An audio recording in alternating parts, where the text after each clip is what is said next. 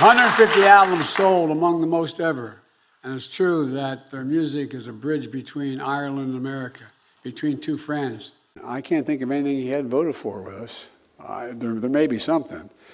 I know it's a problem because they're running against him, saying he votes 98% of the time with Joe Biden.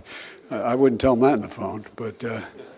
Will you be able to put in the hundreds of millions of dollars that so many mayors are asking for to shore up border security in the next few weeks? You're from California, so a number of California mayors wrote this letter this past week.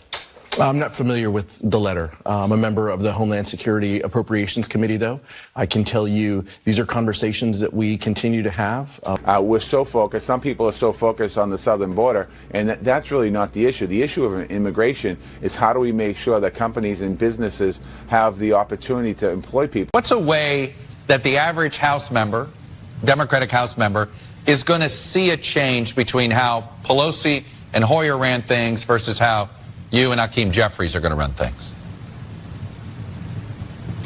You know, one of the biggest changes is going to be that we are coming into this in the minority. The DNC this week to rejigger the primary calendar, putting South Carolina first. Of course, South Carolina, many would argue, made Joe Biden president back in 2020. Do you expect him to run? Do you want him to run?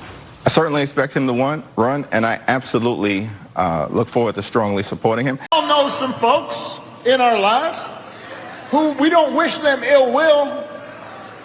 They say crazy stuff. We're all like, well, you know, Uncle Joe, you know what happened to him. You know, it's okay. They're part of the family, but you don't give them serious responsibilities. But they've also given us a model to become our own leaders. And let me tell you what it means to me coming in as a different generation. I remember my middle child waking up with nightmares over concern around climate change. Madam Secretary, I have to ask you this. If President Biden were to announce that he is not going to run for re-election in 2024, lots of people think you would be an ideal candidate to be the Democratic Party's nominee. Would you be willing to step in if he said that he were not running? Would you run for the nomination? No, that is not my plan. That is not what I will do. By the way, I believe he is going to run, and I so hope that he does. I think he's doing an extraordinary job uniting not only this country but our relationships with our allies. So I'm all in with him. Housing prices, on the other hand, are not coming down nearly fast enough.